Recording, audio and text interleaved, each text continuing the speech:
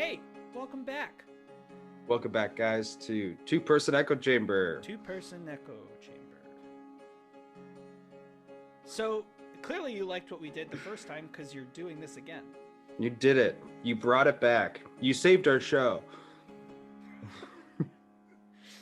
After, really up against the clock deadline of trying to get our podcast on all the platforms, it ended up being all okay. Yeah, there was a couple of issues. There was a couple of freakouts.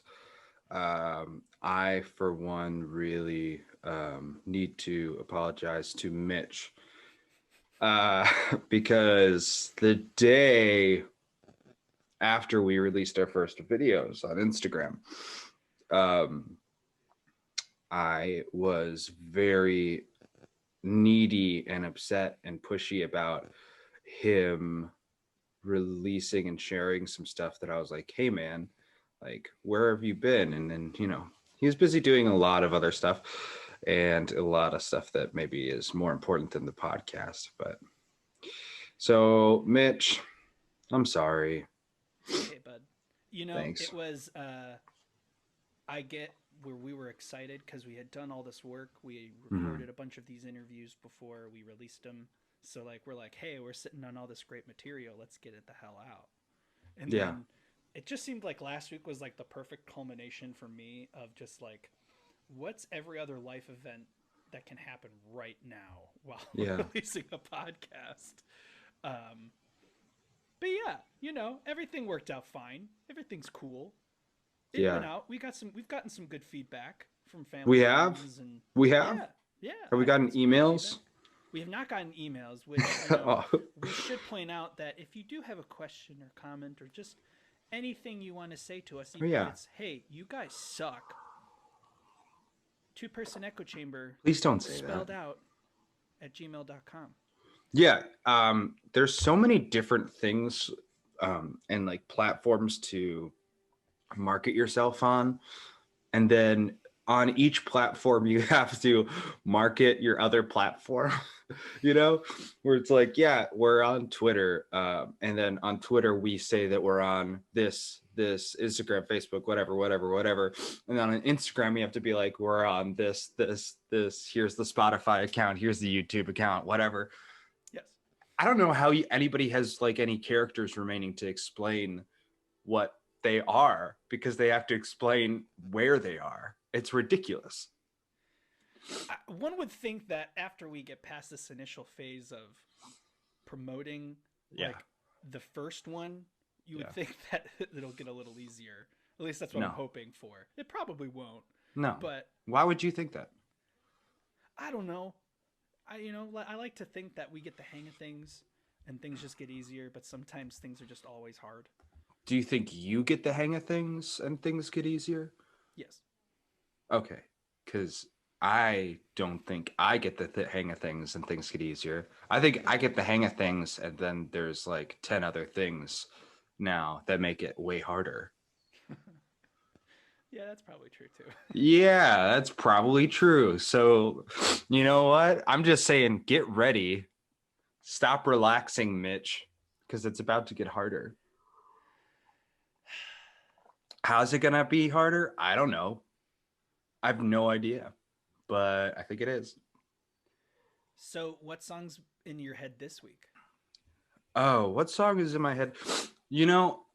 I actually was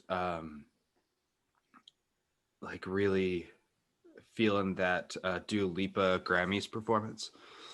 The songs that she did were like pretty great, but I have been like, oh, it was great. Physical. It's a jam. It's a bop. You know what I mean?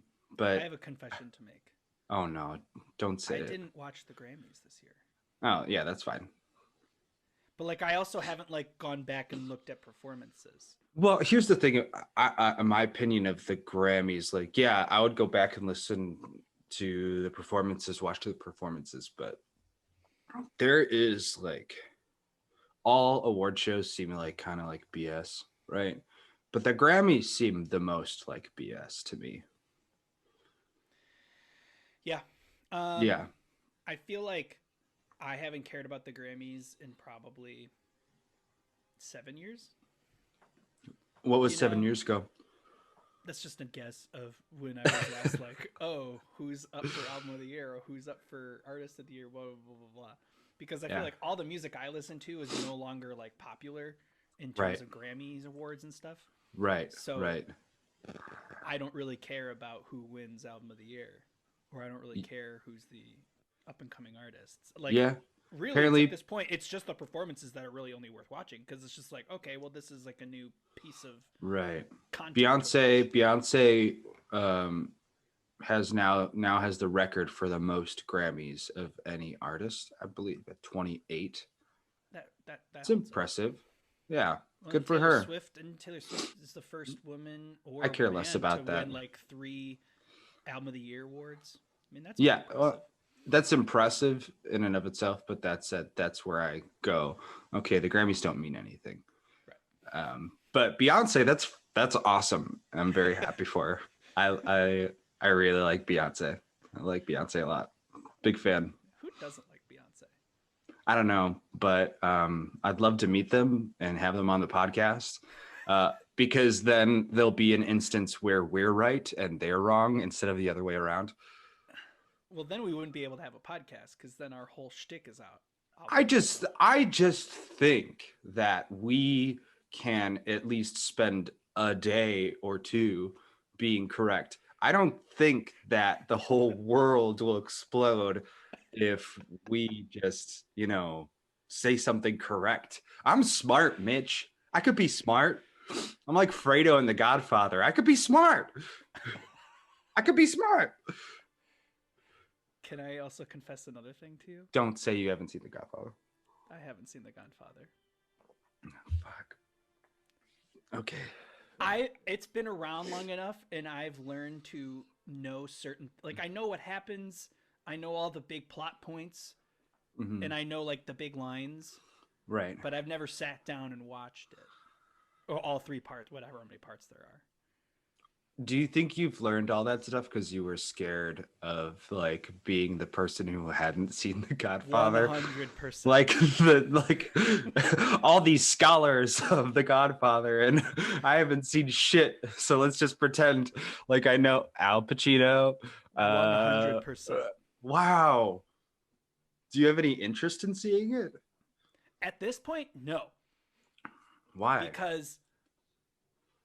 Because I feel like, like now that I know what happens about everything, like what's the point of watching it? I don't know. Like, it's never been something like, it was kind of the same thing with like that was it The Irishman, that other Scorsese movie that came out that was like Irishman, almost 4 hours long. Yeah. I watched that in I watched that in 3 sittings. Well, even every TV show is just a ginormous movie that they just tell you to split up into episodes. Right.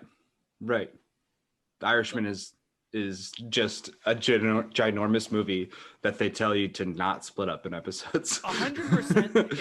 If they had released The Irishman in like 3 or 4 like whatever timed out episodes, I probably would have watched it. Yeah, maybe, and people who watched it probably would have enjoyed it more. I think so too. Like, it's crazy. I'm not saying it's like a good thing, because I think there is, making a movie how it's supposed to be made is great, and sitting in one and having it in one sitting and experiencing all. Like, I don't think Tarantino should go into this route, because I feel like he's already established his thing. Yeah. Right. He's one of the rare few who can make you sit for 4 hours and it doesn't feel like 4 hours all the time. You know what I mean? Like Inglourious Bastards. Like, sure. Yeah. I mean, but it can't not. But like Inglourious Bastards is a hell of a long movie. And, it doesn't. The Irishman was just so slow. And I don't mean that in a bad way. I just mean it in a pacing way. I agree. And that pacing I think it needed in a TV format. Yeah, exactly. Where, a lot of Tarantino's pacing is at least like a lot of in your face crazy stuff going on. And it's not like it's any different for like actors or people who work on it, right? Because like if you're in a streaming service, you basically film it all when you're there. Like, you're still doing like almost like a movie schedule where you're like filming everything, and then it just gets released in a different way. Right. So I mean, I don't know. Yeah. But anyway, who is our guest today? Our guest today is Michael Gillis, Michael star Gillis. of Stage. Tell us about his resume, please. Uh, let's see. He was on the international tour of Love Never Dies. He was on Mm-hmm. the national tour of Phantom of the Opera. So he Mm-hmm. basically learned Raoul and Phantom for like both shows, Mm-hmm. which is awesome. He also has different international credits for Jesus and Jesus Christ Superstar, Tony and West Side Story. Oh, there's a He, good story there. yeah, oh yeah, that was a I really good also story. I wanted to make sure that Mitch said the resume because I think I'm on like 3 for 3 of me getting someone's resume wrong. Yeah, for sure. I don't And mean to. if I I don't vaguely mean remember, to. he actually corrects us in the Yes. interview, Yeah. which thankfully he does, right? Like, Yeah. let's get it right, Yeah. you know. Not But yeah, he's an incredibly kind person. It's not oh it yeah, wasn't yeah, if we were dealing with me, if someone had gotten my resume wrong on an interview, I would have just just walked blown out up at the person.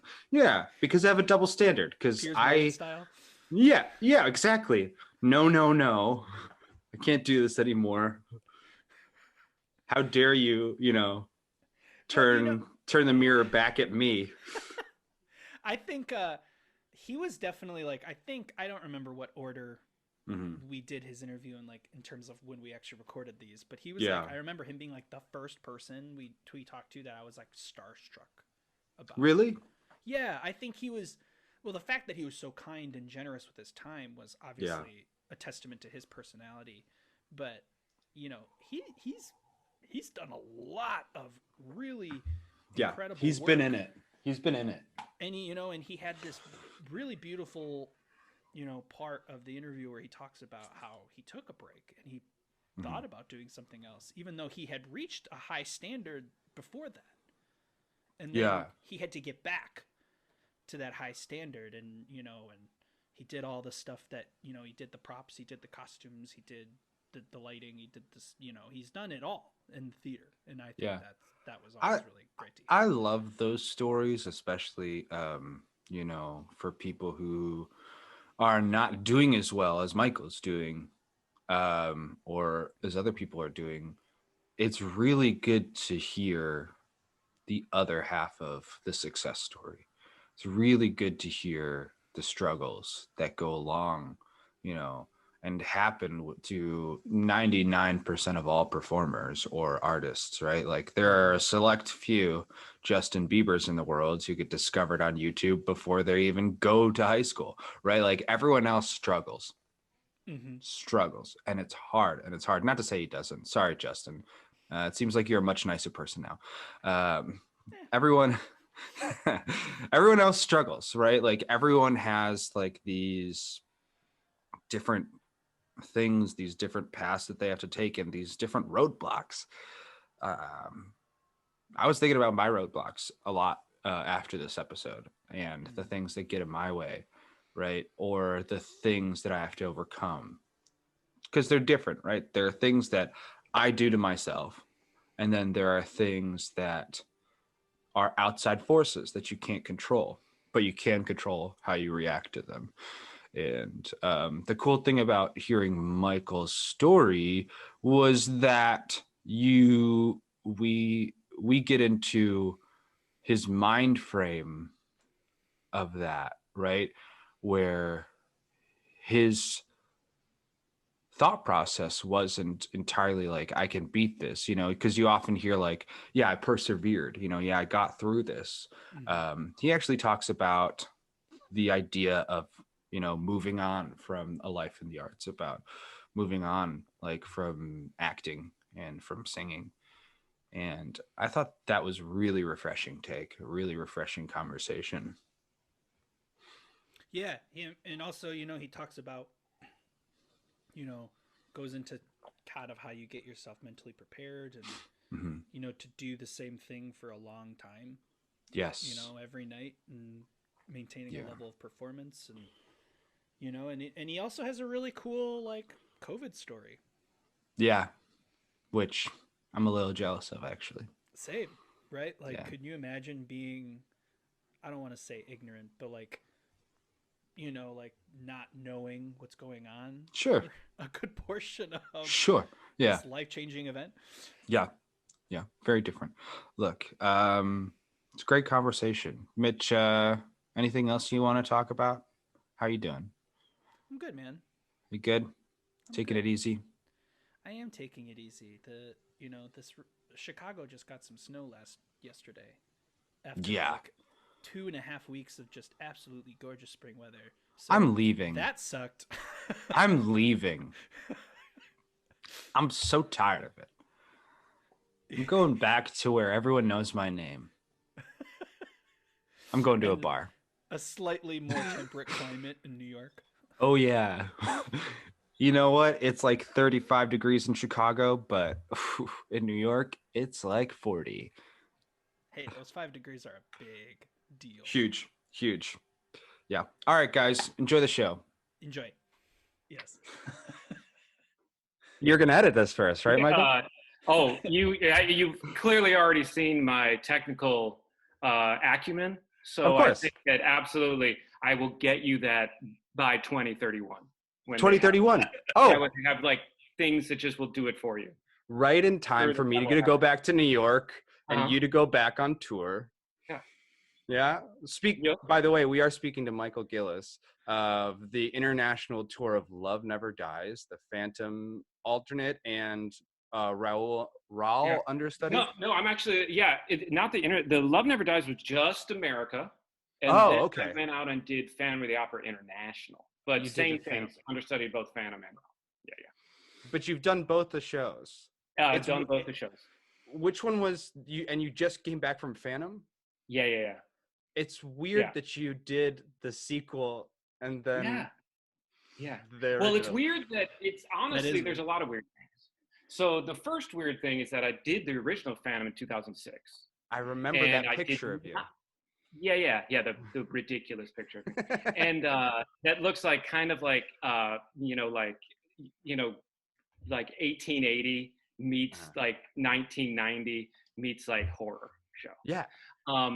But like pretty horror, you know, it's like like that murderer that you're like sexually attracted to, but like what did they call it? Like, you know, the death mask, you know, where people were like that and they were very pretty. It sort of looks like that, you know. The Momentum Mori, I think that's what it's called. That's correct. So I did that in 2006 and understudied started being the swing, you know, understudied all the parts, and then played Raul for a little bit. Then was out of the business for a decade. And then after, you know, Jesus Christ Superman, when we did all that, I kind of did, you know, Paramount Theater and I did some other stuff. Mm-hmm. And then I was like, you know what? My wife was like, yeah, get out there. So I went out, and the first audition in New York was for Love Never Dies, which I auditioned for in 2017 in January. Didn't actually get the show until the spring of 2017 and started the fall. But it was literally 10 years to the day from the time I did Phantom 1, which in the writing of the shows is 10 years to the day. That's right. Yeah, I was just gonna say that. So like very, very like a lot of like out of body experiences that because I understudied the Phantom in Love Never Dies then, which is why I then got to understudy the Phantom on Phantom of the Opera. And the first line the Phantom says in Love Never Dies is 10 long years living a mere facade of life. And I've been out of theater for 10 years, and here I was back performing again. How'd that feel to say those words? That's poetic. Like having that reflection of what you'd been through. Well, yeah. What was really interesting is, you know, I came to like over the course of those 10 years with directing. I ran that Forward Theater Company, you know, that we did new works, and you know, and honestly sold merch for Wicked for 4 years on the road, and saw that show more times than I can count. Of course. And so kind of like. As you know, I think as an actor, it's the instrument never stops growing. You know, like as long as you keep your vessel kind of ready, the brain and the things, they just keep working out the kind of formula of what it takes and what you want to sort of create and how you want to create that for the audience, because it's an ephemeral art form. It's not, you can't like, you know, it's not like, oh, I have to like chisel and get my, you know, that rock. Yeah. It's like, I'm creating something in your brain to make you perceive what I want you to perceive. Yeah. And so over the course of those 10 years, you know, I stripped away a lot of things and stuff. And I was like, I got this already. I got this everything. And then when I said those words that were so life, it was like, I don't even know what I'm doing yet. I kind of know what I'm doing. Yeah. You like pulled back from like the imaginary circumstance to just be like very much, man, so I feel that. But at the same time, like those like emotional and intuitive works, like acting, that you said, like it still grows within you. It kind of wants to grow. Like your body wants to be that emotional. It's just a healthy way of being, right? It's one of the, I think why they say you get caught by the bug is because you can't escape it. Like so I went back to get a master's in that decade and I got it in liberal arts, and you know and I was sitting there taking a philosophy course one time, and I had this like epiphany that, because people were always like, oh wow, like you're like really good at like philosophy, and then you know, and I took like a humanities course. They're like, wow, you're good at this, you seem passionate about this. And then I was in welding right before I took philosophy again, because I was like, maybe I want to be a welder. So that sounds really fun. And they were like, wow, you're really good at welding. And I had this epiphany that I'm like, I'm just an actor. Yeah. I'm just really good at making you believe. Yeah. But I actually suck at all of them. That's the one thing, which is making you believe that I do them. That's beautiful. Yeah. It's such a useful skill to have. Yeah. Like, get away with life, take an acting class, it's take an improv class. It's the blessing and curse of being an actor, you know? You're so good at what you do that you have to pretend to do other things. You have to remind people that it's like a show. If you're like if you're interested in honesty, you know, be like, guys, you can't worship me right now. No, you can't. Although then you also get the flip side terror, which is like, my dad's 82 now, 83, and I'm 44, and he's still, every time we interact, and he's very, you know, he's supportive and everything, but every time we interact, he's like, you know, the HVAC guy came over, and you know, that's a real good living. that leads. I'm like, Dad, I was on a tour, like I was working like 4 weeks ago. I don't know if HVAC is in my future, but all right, I'll think about it. That could be good. When did you feel that you had the skills, the resume, the wherewithal of just like knowing the business to like actually say to be able to like very consciously go, no, I shouldn't do that. Like I shouldn't even give like welding a thought, you know, because I am in acting. I will let you know when I get that feeling. So when your dad said that to you, you were like a little bit like, well, yeah. It literally was. I was like, no. Man, that'd be like an 8-month certificate program, and that's so funny. But it's like, you know, like this. Actually, so I was teaching at Shy Arts down in Humboldt Park when I was flying from Chicago to New York to try out for Love Never Dies. And I would literally fly from on Southwest Airlines. I would take the subway in. I would sleep on my friend's couch. I would do a callback. I would get back. I would go back on the couch. I would fly out the next day, and I would go teach at Shy Arts. And I did that 9 times, 9 callbacks. Damn. And during that time, Shy Arts offered me a full-time position. I was just subbing, but I was covering for somebody for a long period of time. Of which like it was funny because I was listening to a comedian the other night that was like, I don't know what kind of language you use, but he's like, you know, one time I was teaching this kid and he called me Mr. Bitch. And he's like, what was so terrifying about being entitled Mr. Bitch? It's like, I had to study how to be a bitch. You know, I just like, I took my time and I learned how to be a bitch over the course. And a kid called me Mr. Skillet. I don't even know what the hell that means, but it stuck with me for such a time that I like couldn't get it out of my, like, you know. Is there like a PTSD there? Like, what did he mean? You know, a fight broke out in my class. Like there was just so many things that I just wasn't, I like master classes and things, but the day-to-day grind of teaching, oh my gosh, they're amazing human beings. They're like saints. It's amazing. It just wasn't me. And so when they offered me that position, this was like after callback number 5, I was like, I broke out in a cold sweat and I was like, I got to think about it. And then I went home and I immediately signed up for real estate licensing. And you didn't want to do anything. Yeah, exactly. You were 5 callbacks. You were going to say no to this. Yeah. Well, no, because I was like, if this doesn't work, if I don't get Love Never Dies, I can't end this school year thinking next fall I'm full time here. Like I can't. I know that that's not what I want to do. Yeah. Not that I want to be a real estate agent, but that's less painful. I think it was something about like, there was something about like the day-to-day grind. I maybe a college professor would be better, but I'm not good. I'm too intense for a day-to-day grind for a high school mind. I might be able to deal with a college mind that was in depth. Like I don't want to hype you up. Yeah. Right? I want to if you're hyped up, I want to guide you. But I don't want to be in charge of hyping art, like you in art. Right. Yeah. You know, and that was Humboldt Park. There were a lot of kids that were like, well, I just want to be an engineer. I just happen to have talent. And I'm like, well, why the hell are you here, man? Like, you know. And so I went to that seminar when that semester ended, and I had finished my 9th callback, which was the final. They were like, okay, now this is the final. I had a 2-week intensive.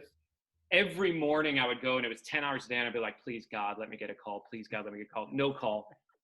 Then the Wednesday after it ended on a Friday all week, and I was like, please let me get a call, because I had my Wednesday certification from the state. You have to take it's a 240 And so I went to the state exam on Wednesday morning at 10 a.m. down in Chicago at the old. Actually, there were so many like weird things happened because it was in the building where they used to hold AEA auditions down on Michigan Avenue. Yeah. Where I used to go down, and I used to go from Northwestern and try for shows. And I was like, I walked in that building, I was like, well, wow, this is full circle. This is weird. And put my phone in a locker, my bag in a locker, went and took the test, came out, went to the computer. The woman's like, yeah, you passed. And I was like, yay, I passed. Went to my locker, opened my locker, turned on my phone. You have one new voice message.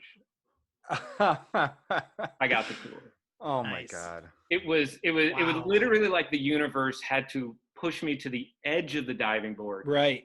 And I was like, come on. You're fine. Yeah. Come on back. I will give you the job.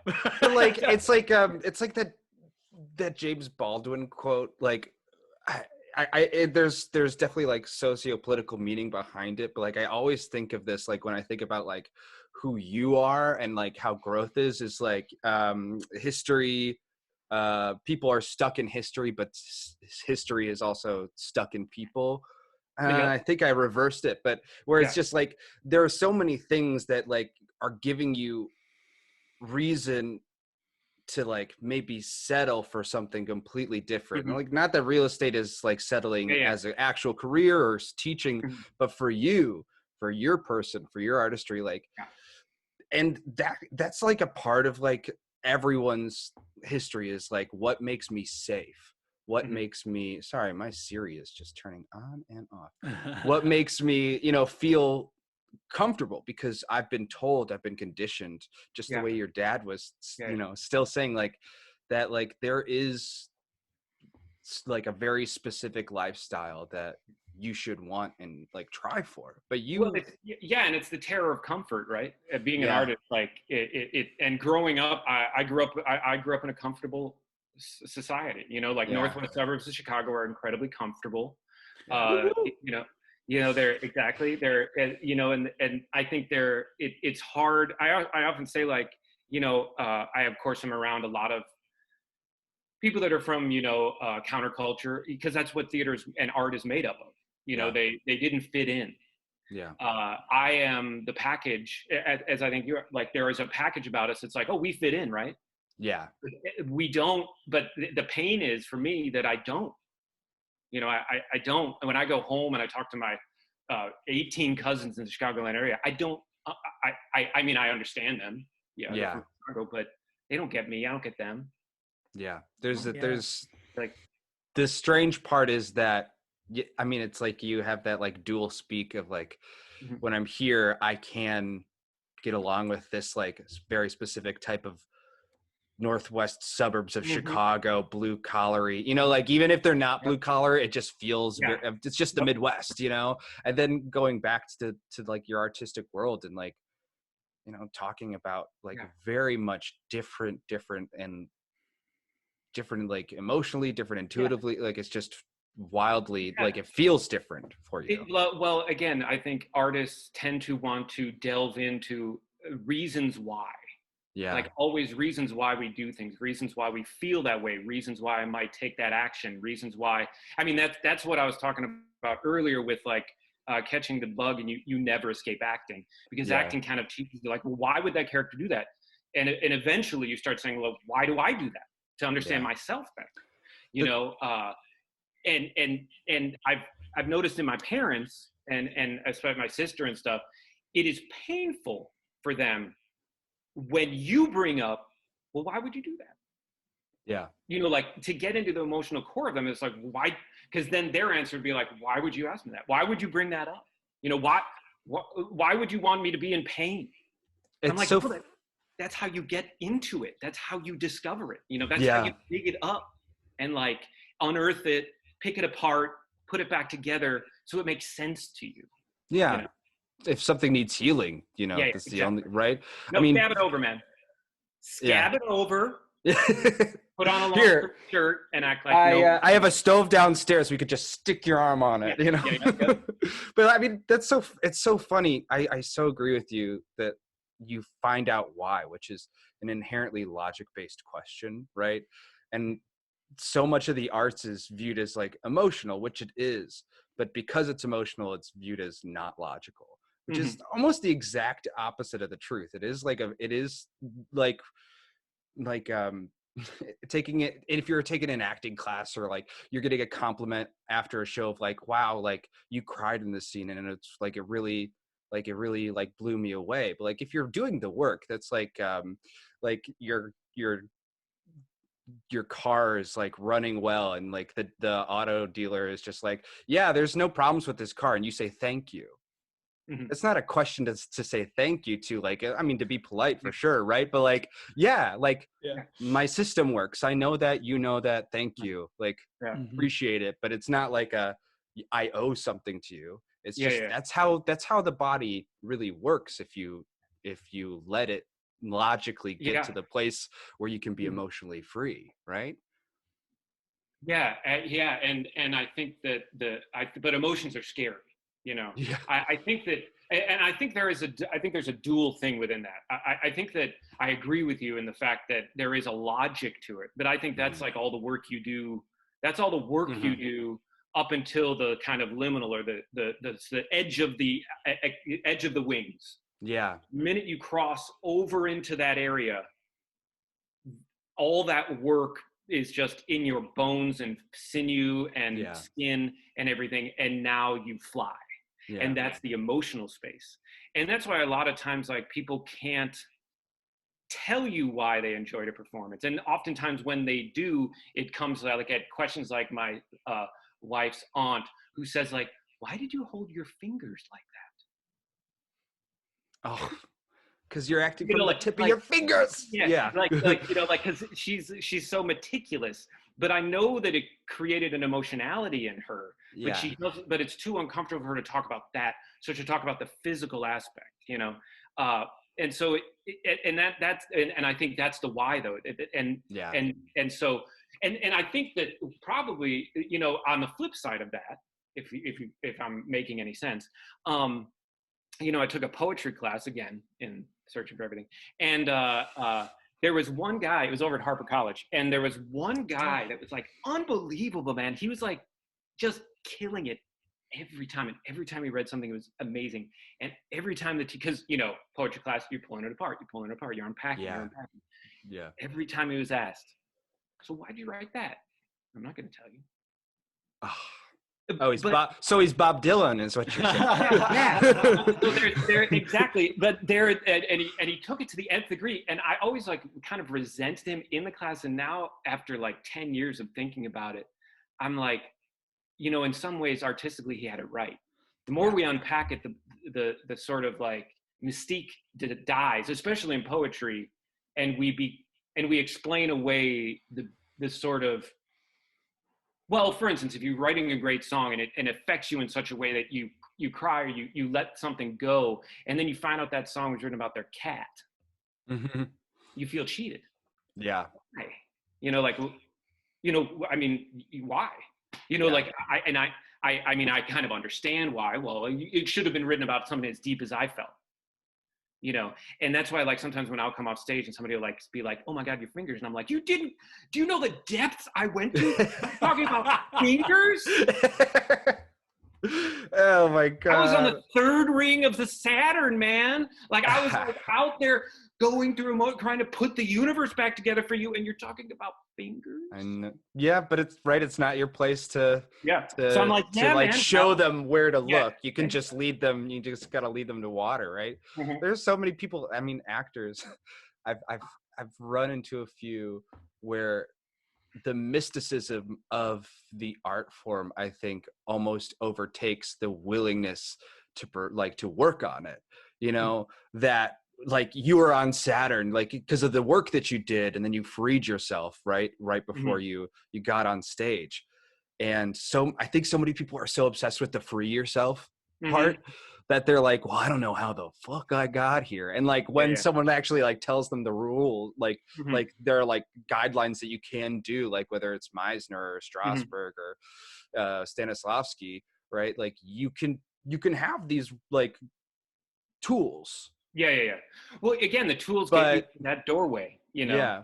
But if the tools like take away the mysticism for you and you're upset by that, then like, well, then it looks like you're just a critic, you know? Yeah, exactly. No, I think that's like going around Chicago a lot, or during that decade, I started to be able to see the people that showed their academic, you know, because there's a lot of directors that are masters level in Chicago theater, and they're brilliant human beings. Yeah. But a lot of times you're like, DePaul, you know, like, and I think that's that technique that it's like, okay, I understand your technique, I get it, but again, let all of that. I'm always like, you got to let that go at some point. You know, like I don't want to see your technique. I don't want to see your education. I don't want to see. I just want to see your spirit. Or your being, or see whatever. Your performance. Yeah. Exactly. To be able to take, like, you mentioned Steppenwolf, and Steppenwolf definitely has a very interesting level of like playwrights and stuff, but like they go for a very certain thing, right? To be able to take the things that you learned there, right, and rebuild it and to retool it into something like that doesn't entirely vibe on the Steppenwolf like showcase, like it doesn't take too many of like the tools don't really even change almost, right? Like it's just that you need to maybe not like turn that wrench way too much, right? Like to me the only thing about Steppenwolf is just it feels like it is I think it's like your end game in art. If your end game in art is to show what is, I think that is Steppenwolf. It always is dark. It always has a turn at the end that you're like, fuck. You know, and it has a little bit of like, wow, insight, and it's always brilliant. But it is what is. Art for me, I like the art I go for. I'm not saying because there's no right answer. It's just all choice. Is something that shows me what could be. You know, that I want to be inspired. I want to, even if the inspiration is like done at like, oh wow, that happened terribly, but look at what could have been, you know, kind of thing. No, absolutely. Like Romeo and Juliet. Wow, that shit ended bad. Love exists, like because I saw it, like I experienced. That's I think why we keep going back to it. Like it proves to us that there is love. Fucking worked out bad that time, but that doesn't mean that it couldn't work out good.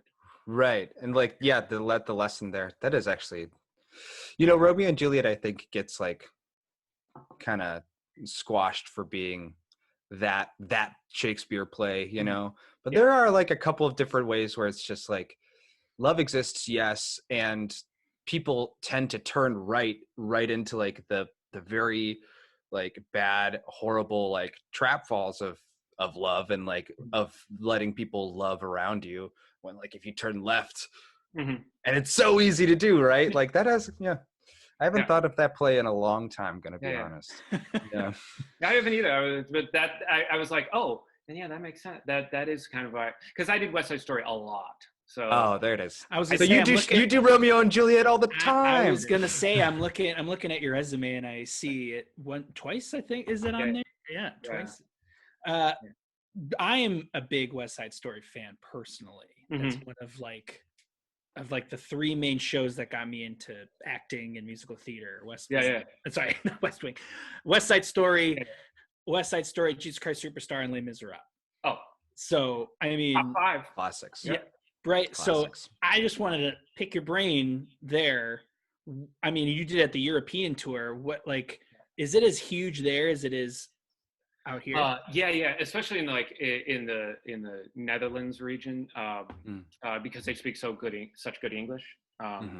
In fact, why I did it, a couple aren't on my resume just because you just I can't be like, I did it in Syracuse.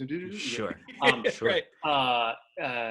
But the reason we came over there, so there was a Czech company that got brought to Holland by German producers, all Czech company, and they spoke like Czech English. I mean, like, they were like, Gillis, I love him, like, and so the Dutch who speak better English than we do were like, this is ridiculous. That was not a good Dutch accent.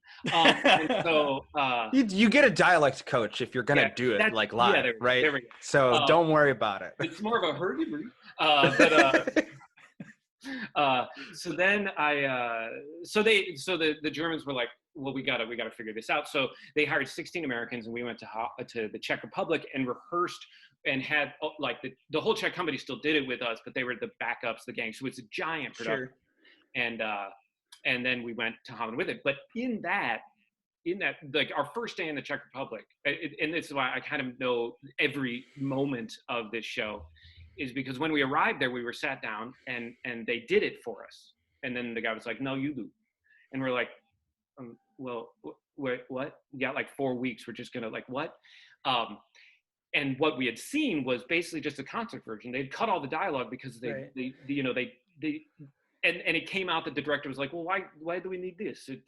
They know, they listen to music, it is good. So we had to like literally go line by line and be like, well, if we don't have him come to the dress shop and we don't, and he doesn't, and they don't kind of portray before they sing One Hand, One Heart, we don't realize that he has actually stopped the rumble, but she, and they're just going to fight fit, but she doesn't want him to do anything. Like if they don't have that, because the director didn't speak English.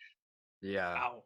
So in that we had to go line by line through a translator to be like, no, well, I did, because I'm a pedantic weirdo, and everybody else was like, shut up, Mike, we just want to party. And I'm like, no, art form. Actions have consequences. Yes.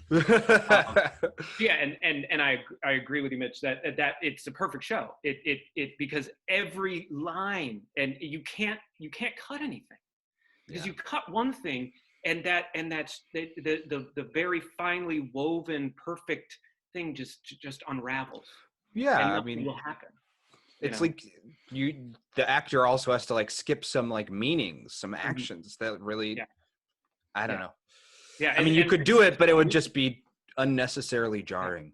Like reasons for being, and after I did that kind of exercise, that sort of also taught me as an actor how to if you really do go line by line and realize why that line exists, because that has this impact down the road, it creates this thing of that is why I'm running into this scene.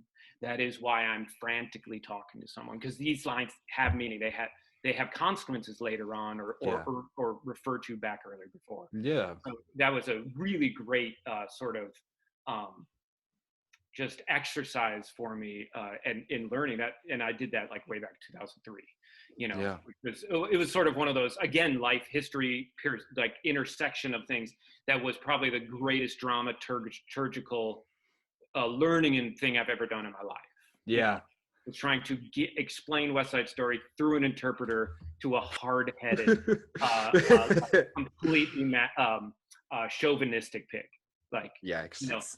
That feels like so. So wait, do you think you're gonna work with him again? Actually, I like loved it because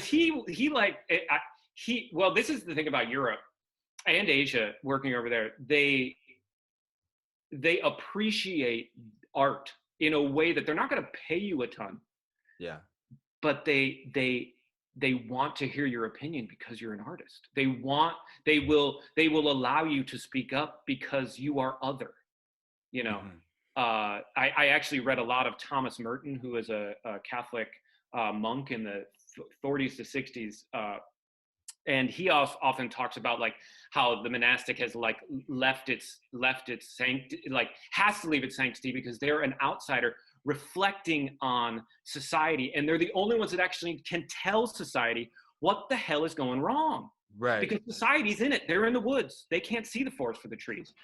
Well, artists are the same things.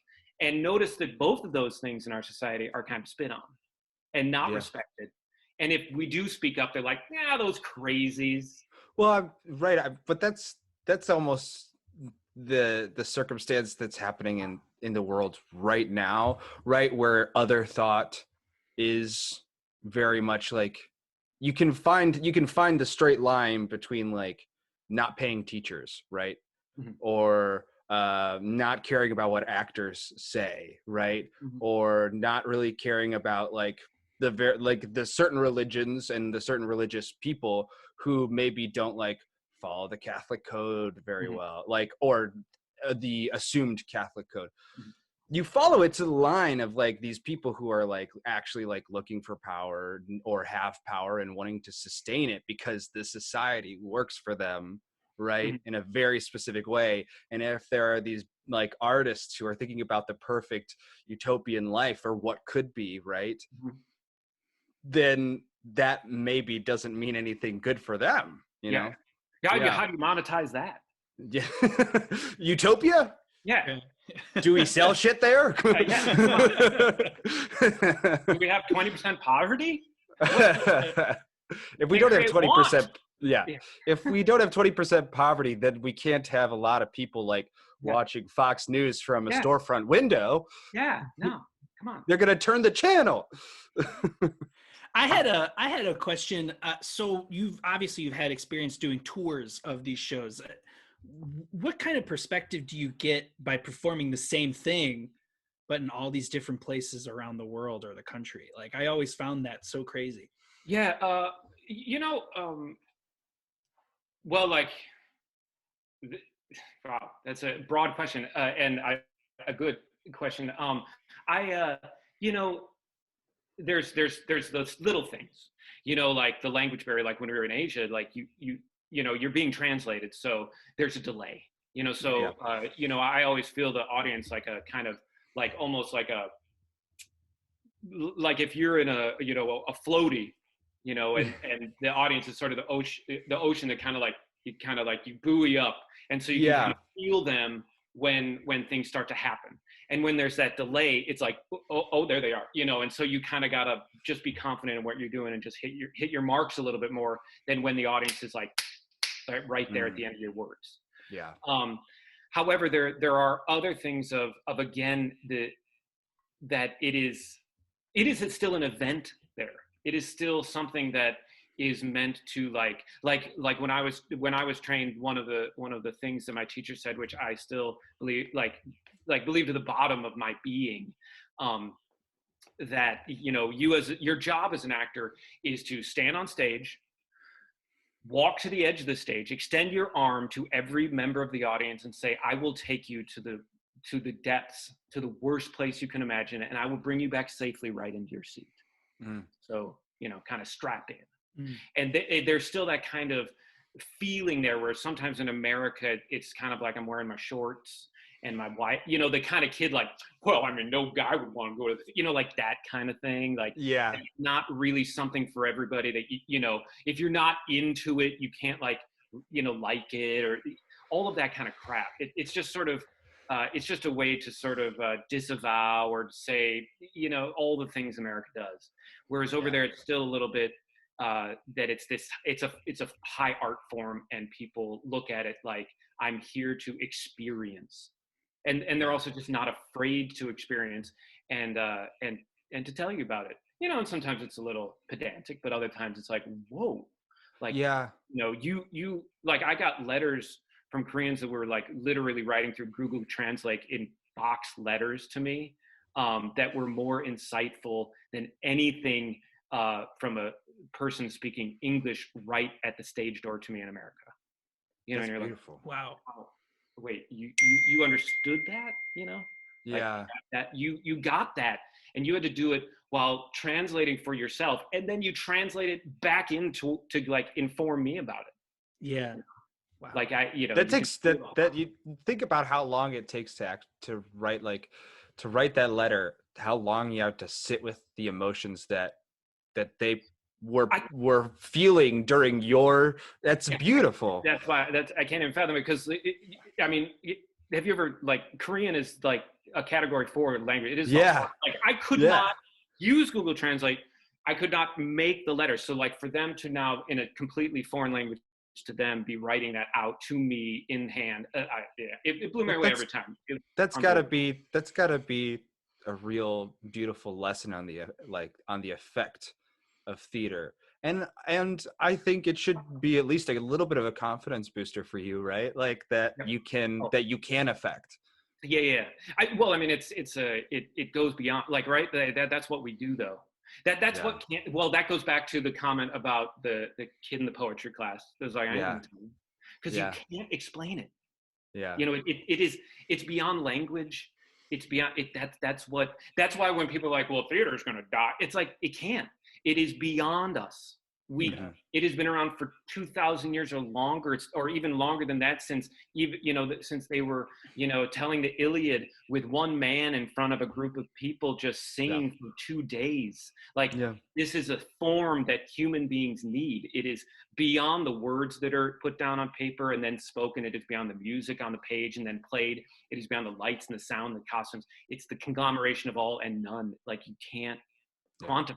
It's ephemeral.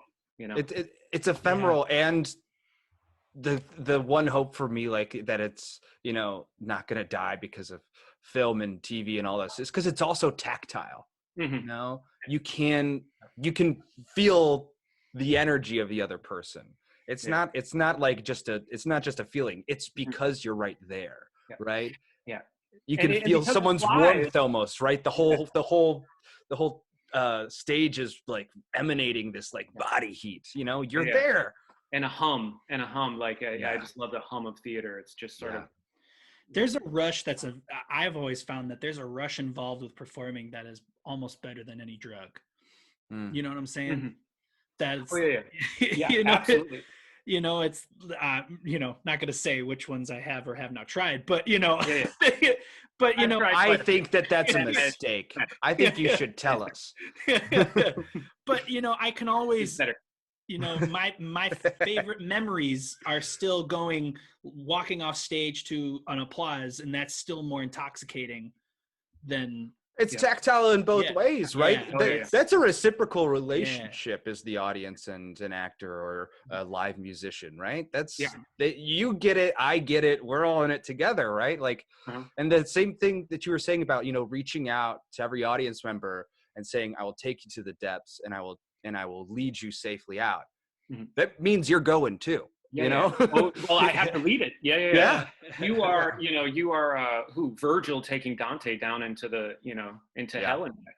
It is what it is, and I think that for me, I do agree the applause is quite a rush, but for me there is because I am an introvert, like a huge introvert, and for me I can actually just escape inside like that's what I miss the most.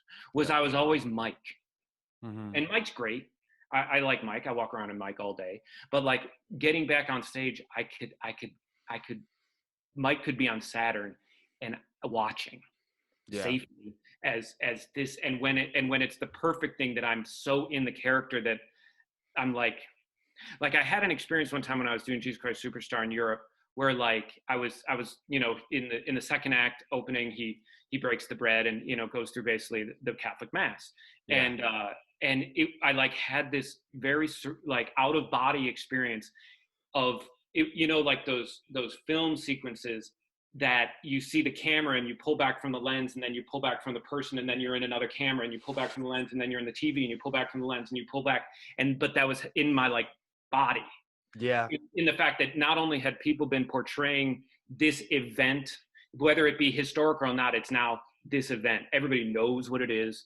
The Last Supper. We know they've been portraying it or talking about it for 2,000 years, and here I am portraying it in front of 2,000 people.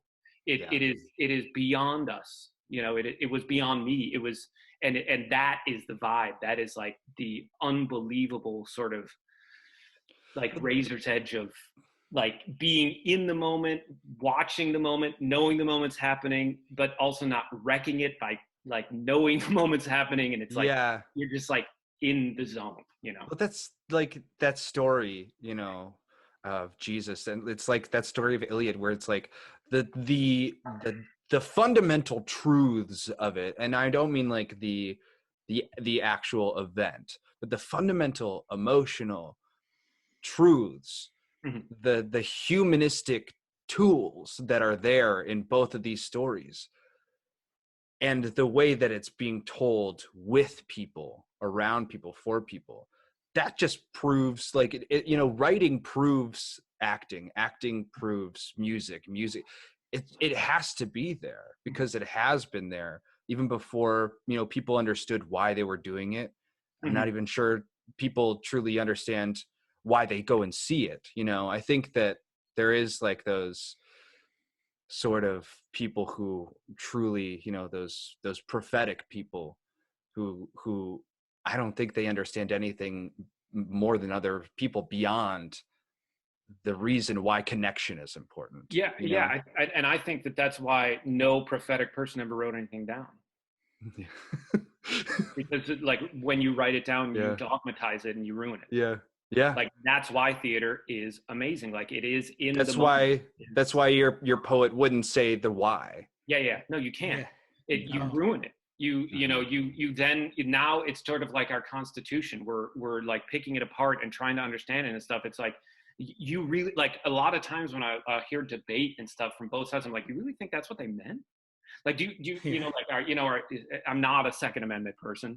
I'm like, you really think they thought we should have like, you know, repeating like, you know, 60 rounds in a minute? Yeah. Like, you think that's what the forefathers thought they were saying when the right to bear arms? You like, you know, and that's because they dogmatized it because there it is. It's in black and white. Yeah.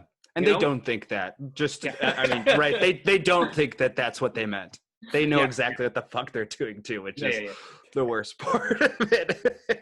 But, I was going to, I mean, going back to, I mean, I loved what you said about how, you know, when you were performing Jesus Christ Superstar and you have, when you're doing the Last Supper and you felt like this insane, I can't believe I'm doing this story that's been done. Cause I've also had the privilege of playing Jesus before. And I when you said that, I was immediately transported to that exact scene, and I know exactly where I was, and I felt the exact same way. I was just like, you know, I wasn't performing to 2,000 people. Let's get that on the record. But I felt like the same thing where it's like everybody was gone, and I felt like I was like in this portal, like here. It's my turn to deliver these words in this order.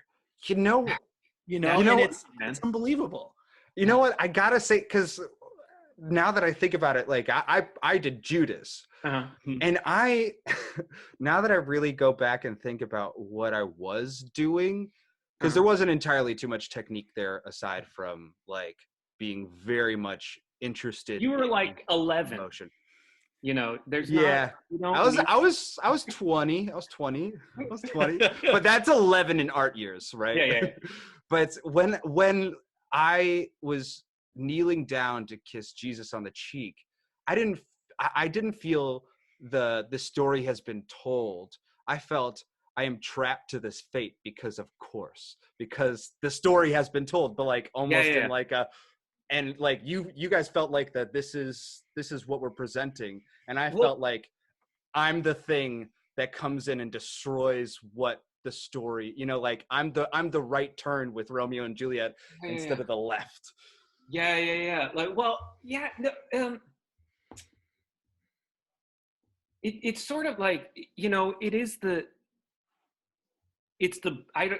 how do you explain this? See, this is what we're trying to explain. You can't explain it, but we have to delete the recording so that someone exactly. can write it down. No one can hear this. It's getting too deep, and we're right on it. Yeah, there's this.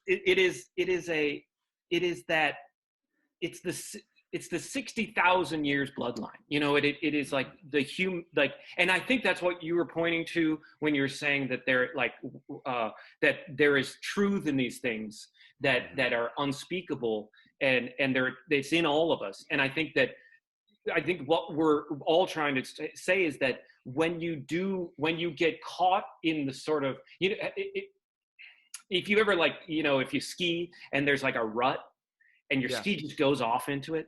And that metaphor, like when you're an actor, you're even in life and you get caught in one of those, in the bad one, you're like, crap, here this is unavoidable. And it happens every time and I can't. And it's the same with the good one. You're like, oh my God, here I am.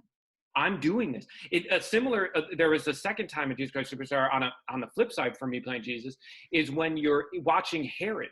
Now, the way they staged it in one of the productions, I faced out at the audience and he faced out. And I would watch the audience laugh at him laughing at me.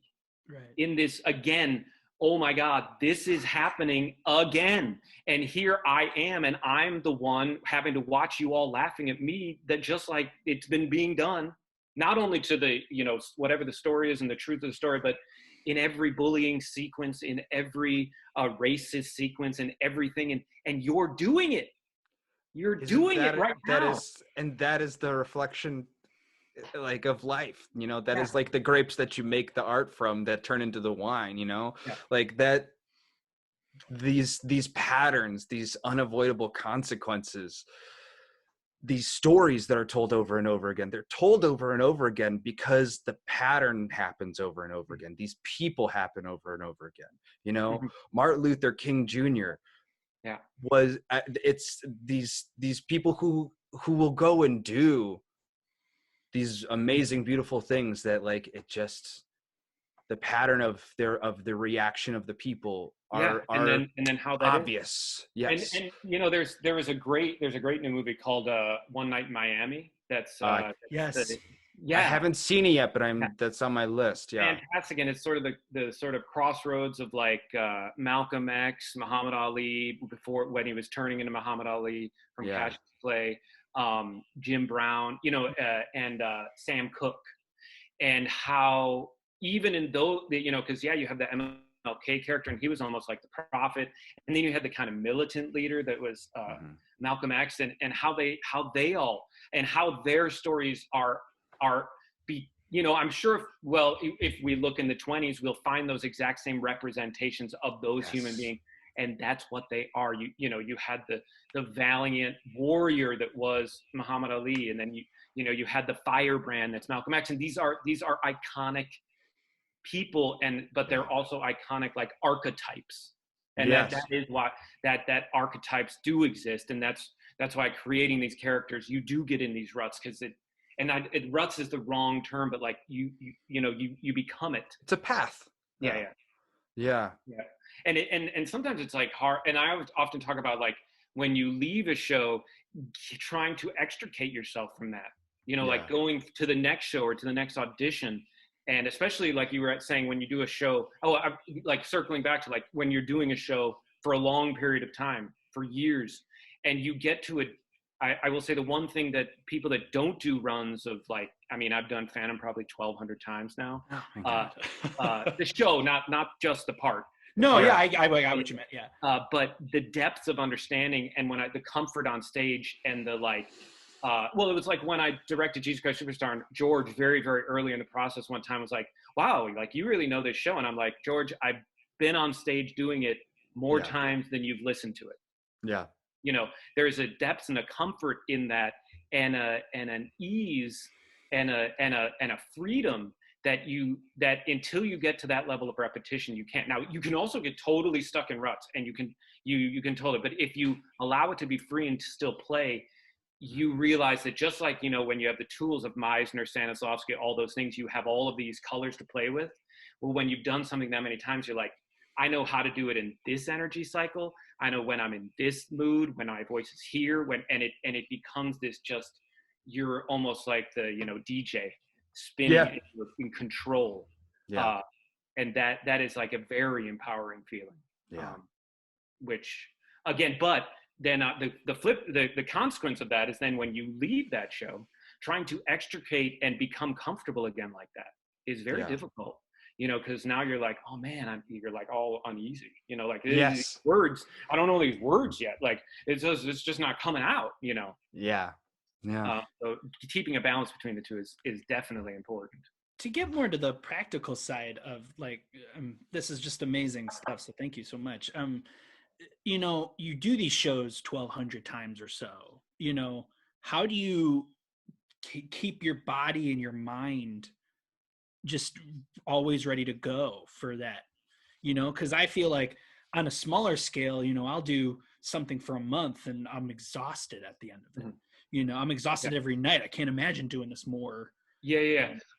I will say that, you know, honestly, like it's funny, like, because when we would have a break, it takes you 2 weeks just to get your body and mind back into the place of theater. And I will say that being out off stage for 10 years, it took me 2 years to get back to where I was when I left physically. And again, I lost a decade. So ligaments, joints, all that, like 40s ain't no joke. You know, you look great. Another consequence of kind of looking young is I actually had to play Raul again. I'm like, just a side note. So when I had to play, I ended this Korea season because the Raul broke his arm and I was the only understudy. So I was playing Raul, and the first day the wig came, but you know, in the kind of wig plot of Raul, you know, he's in the first number, he is old man Raul. Right. You know, and he generally has a wig. Well, for my Raul, they just created this wig and the hat, so you just put the hat on and the gray hair just stays there. And then they put a wig on me to play young Raul. They aged you down. That's gotta feel so bad. I'm so sorry. So they didn't change the name on the wig head. Yeah. And so the wig head said old man Raul. That came to me to young Raul, and I was like, "Come on, man! Like, help me out! I've got to like try to fake these people just into belief." Put some tape over it at least, you know.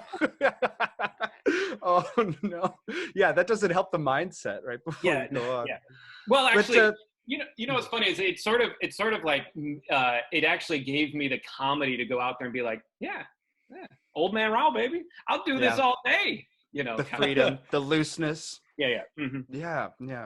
But like, speaking of those 10 years that you weren't involved in theater, at least in the acting part of it, what do the lean years look like? Like, what does that feel like for you? And like, you know, I will say that it changed me as a person because I got to see, like, I did every job in theater.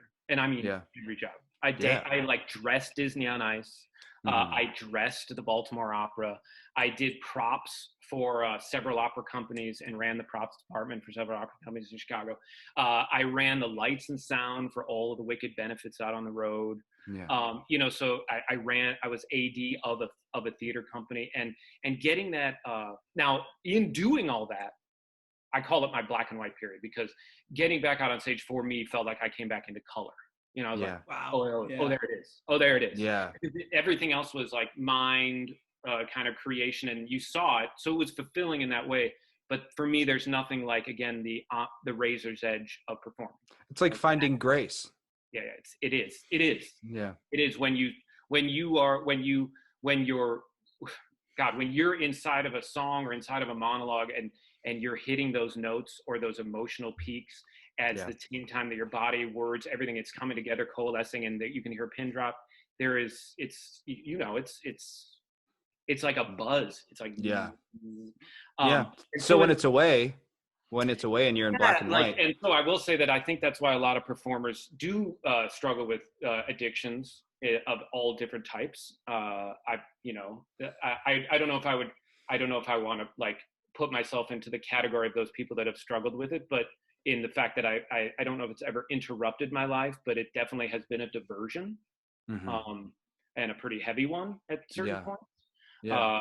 And I still struggle with that, because you're like, well, man, now I got 6 months, so like, let's make another Manhattan, you know. But also, you know, it helped me appreciate. It definitely broadened my horizons, and again, going back to school, learning all aspects of theater allowed me to also appreciate all those around me. It made me see things. Like, I used to be a very combative actor.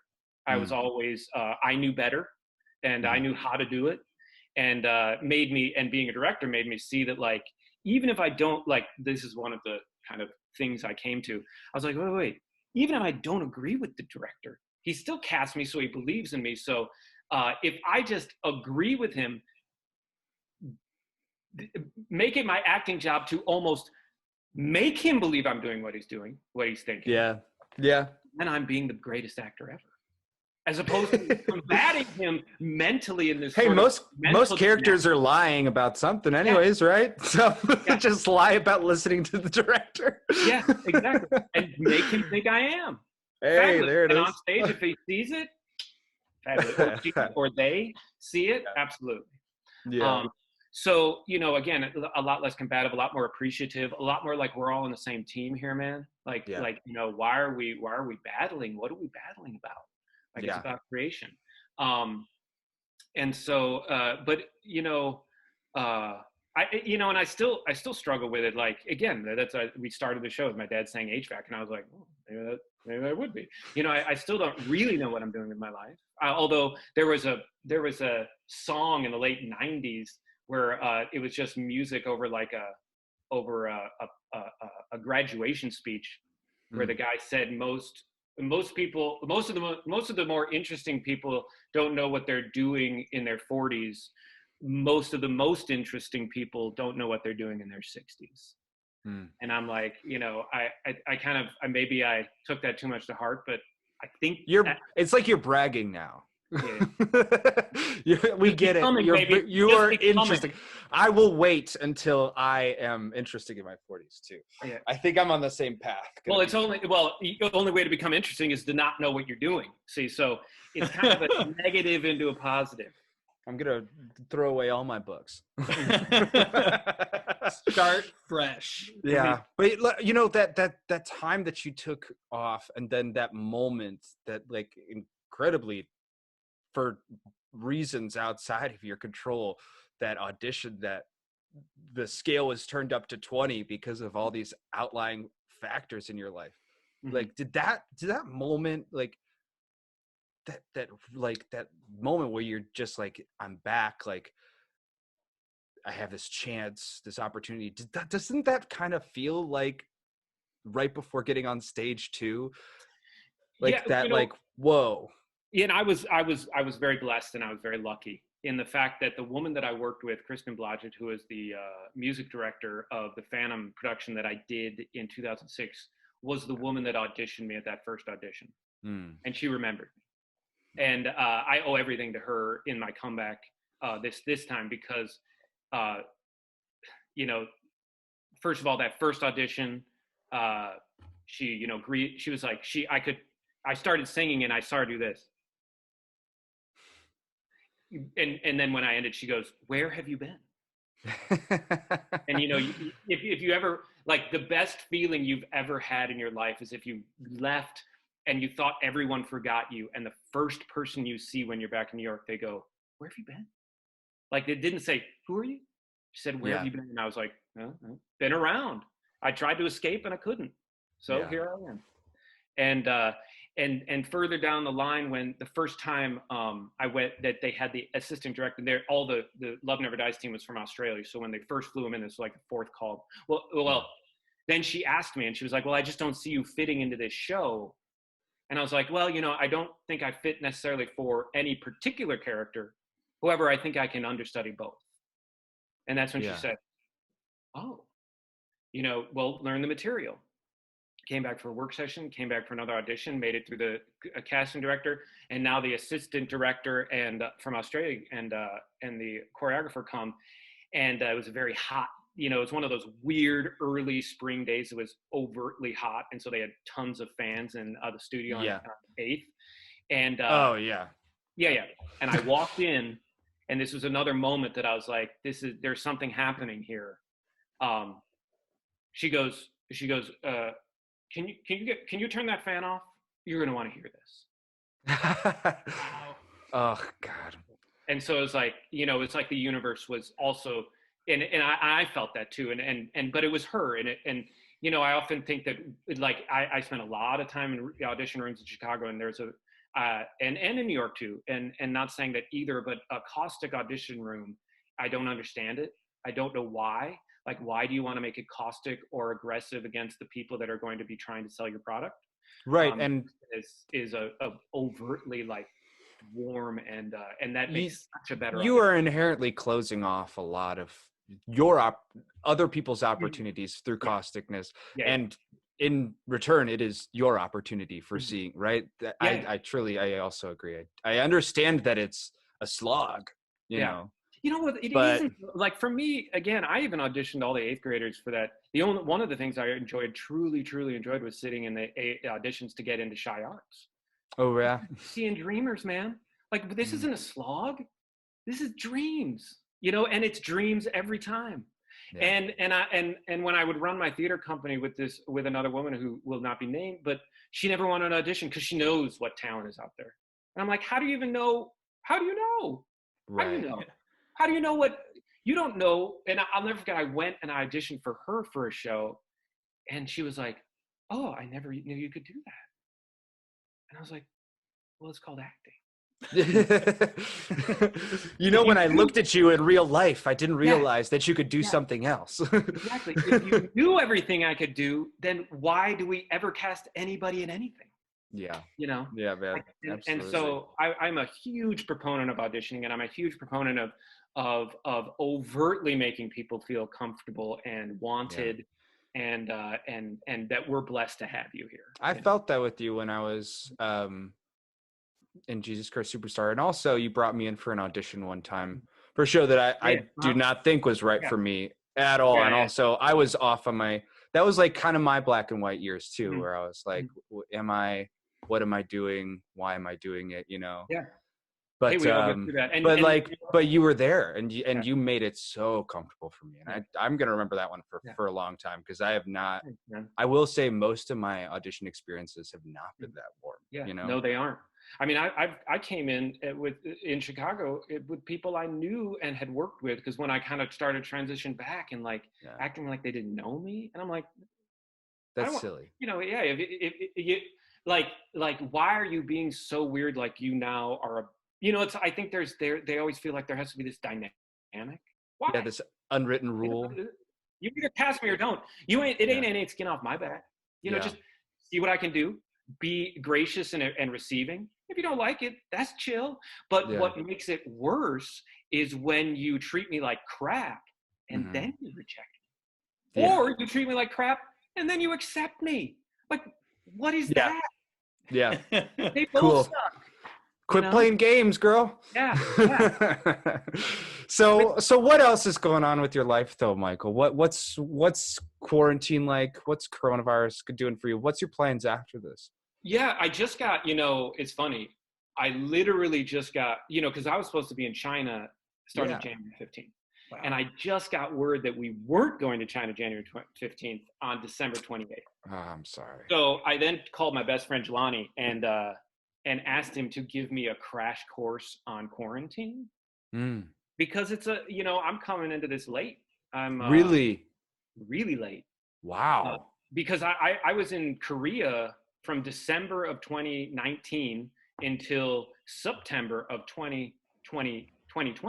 Wow. So I experienced the whole disease from across the ocean. Wow, welcome. In Seoul, yeah. And then I came back for 6 weeks, and then went to Taiwan for 6 weeks and quarantined. And so I've actually spent, in 2020, I spent 30 days quarantined in a hotel room. Wow. with with food being delivered and hung on your door. You open it, you take it in, close it, take your temperature at 9 a.m., 9 at night. The police call you, making sure you're in your room. But I did that both in Korea and I did that in Taiwan.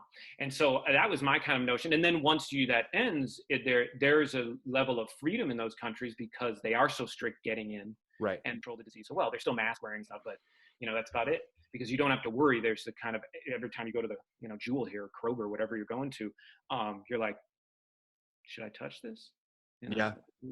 I mean, just 1 day, 2 days ago, the executive order for masks on all public transport, which something, I forget what happened 2 or 3 days ago, but someone got a job. Something changed. There was a shift. Something happened. There definitely was a shift in rhetoric. Competence it's wild. Started. Yeah. Someone read a book in the president's office. He didn't press the Diet Coke button either. Have you heard about that one? Yeah. Oh my God. Dear God. Oh my God. So like in quarantine, I've been the first 14 or God, what is it? First 3 weeks since January 1st. We actually had to move it because I'm at Bloomington. You went here, didn't you? Yes, I did. Yeah. So we were in an apartment. That's a great town. It's an awesome town. Yeah. But we were in an apartment that like they for some reason they built it. We picked the top floor because we were like, we won't have people above us. But what ended up being above us was 12 air conditioning units, which also worked in the winter to heat. And it was literally like a freight train coming through. So we were like, Lauren wasn't sleeping out, so we had to move out. So my first kind of week since I knew about that was moving into this beautiful house that we found that we're renting. And we were commenting on how nice it is while you were going to get your AirPods. Right? Lovely. Yeah. And so that's kind of like right now, just sort of like building and being a house husband. I'm going through the joy of cooking. Doing that. But maybe further down the line, I'd love to like pick your brain more about like starting a podcast, doing stuff like that. Cause I don't know. I don't know what I'm doing, man. Other than like, Will you be back on tour once if June 1st, they pushed it to June 1st because of structures that are in place with China right now. Unless things vastly improve, I don't think we're going to go there. I just can't see how that's going to happen, considering they've shut down all international travel into and out of China. Maybe it will, but I'm thinking they're probably going to maybe find a new destination for us, or maybe, Broadway kept getting pushed back. We might get, eventually it's going to start again. Eventually. Yeah. I just don't know when that, June 1st is when I'll June 1st is when it's set to. I'm sure we'll start hearing buzz. May. You had better hear something by June 1st, right? hopefully before, like bags packed on June 1st is like, sorry guys. July. Really quick. Like you said, this podcast started really out of the feeling of both of us felt like incomplete in terms of what we wanted to do creatively, and it's hard to act in this stuff. Writing different, right? I completely understand that, but I think it's really cool that at least you have some sort of a light at the end of the tunnel. Hopefully things are gonna open up slowly but surely. And I'm also mid-40s and been on the road a lot. You've had a lot of fun experiences, it seems. Just really unique experiences. But there comes a point also in life though that like they're not shared experiences. I sometimes look at my sister who's got 5 kids. She's got a lot of shared experience. She can kind of sit around the campfire with all those people and be like, remember that, and everybody remembers, and they kind of all remember in the same way. I become a storyteller. And it's a different type of vibe. And I'm wondering if I'm wondering if this, again, this was going to be my last hurrah, the kind of 17 months in China. I'm like, let's experience it. Let's do it. Let's see this place that's never been seen, and for me, and see where it goes. But now,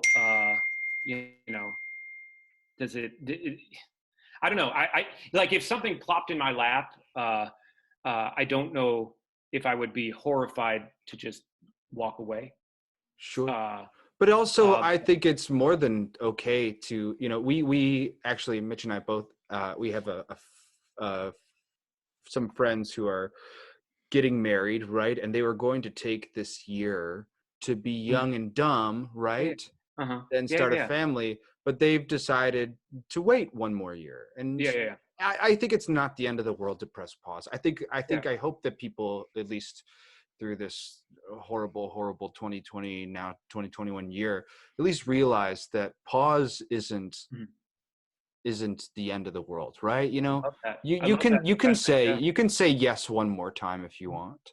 There's no rule that you're breaking besides your own perceived rule, right? That's a very good advice. Thank you. But I also have, I'm a very, I'm a lazy driven person, so I will beat myself up, but then sit on the couch one more time, or I will like go for it. And like, never quite be in the place that I am because there's just more to go for. I should be doing more.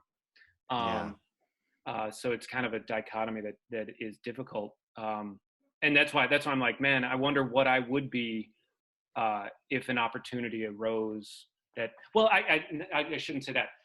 I often wonder what would I be like in 9 to 5? I've never been 9 to 5. I don't know what that is. I'm like when I ran props, if you ever run or costuming or stuff, that's like 6 a.m. to midnight for like 3 weeks and then done. Yeah. But like 9 to 5 every week for the rest of my life. I don't know. What's that? Maybe I'm too old of a dog, who knows? I don't know. I don't know, man. I think you'll be fine. What do you got? What about you? What do you, so you're going back to New York in 2031, but what are you going to do?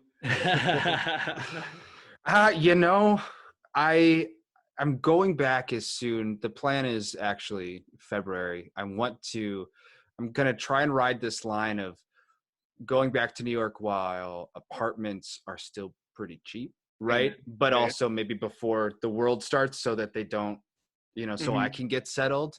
I'm okay with quarantining by myself, but I mean, I miss it. I miss it so much, but there's been a blessing being here. I agree with you about that storyteller thing. I have these 3 beautiful nephews, that I have not been able to spend too much time with. And now this year, because Parker, I'm not entirely sure, he's still 2, but Chase and Jackson, they're twins and now they're 4. And I think that now is going to be the first like real memories of their time with me. Yep. And that is really hurting me to think about leaving right now. Yeah. It can always come and visit. Yeah. I know. Hey, I'm right there with you, man. Again, my sister's got 5 kids. So, well, I always say that like, it's quality time, maybe not just all time, so if you make those moments special, and because I mean, I think about my uncles, I maybe had like 1 sentence conversation with them, maybe 3 times, like it was just a different time and a different way, and they were different men. And so I'm like, wow, no, I've spent a lot of time with all of my nieces and nephews in different, but it's supporting them, talking to them, trying to listen to them, guide them, all those kind of things that I'm like, I've never had that from any uncle or aunt. Yeah. Well, you have this opportunity, right? To at least just, at least just make sure that there are like 5 more people at your funeral. Like at least like 5 more people just like to love you. Like, at least if you give people love, they'll love you back. And like that really is crying at my funeral. Like I can't do that performance either. I'll cry, but it's because I'm an actor and I know how to do it. There you go. What about you, Mitch? What are your plans? Oh, I'm getting married at the end of the year. Hey. Yes, that's exciting. And I have no New York plans. I call the suburbs of Chicago home, and I just really am here, doing a podcast with my friend, and just trying to pick the brains of the different people he's met and that I've met, and just trying to get perspective in the world. Part of this podcast is because I'm moving back to New York, and it's like, well, how do Mitch and I talk to each other? And that's honestly, that's almost enough. Yeah. That That's said, special, man. That's really special, though. That's Yeah. really great. That's yeah, that is we enough. got it deep. We got it deep. We got it right here. Yeah. Yeah. Hey guys, thanks for listening to this episode of Two Person Echo Chamber. Thank you so much. It's been a lot of fun. Remember to hit the subscribe button. Remember to comment, to email us if you have any questions, comments, concerns. Also follow us on Instagram. Follow us on Twitter. Yeah. Our Twitter is banging right now. Twitter is banging. It's mostly reposts of our Instagram. So far as I know, I'm supposed to be running it. We are a speaking medium, not a typing medium. Right. Yes. That's somebody else's job. That's somebody else. We are actively looking for a manager for our Twitter and for scheduling, because I was scheduling this first season. We're basically done with the first season scheduling so far, which is kind of cool. And I hated it. I hated it. Stressful. We had some people that were not as receptive to emails as others. Everyone was sweet. Everyone was cute. Not everyone was on top of their schedule. Awesome. All right. Well, we'll see you next week, guys. Bye. See you next week. Bye.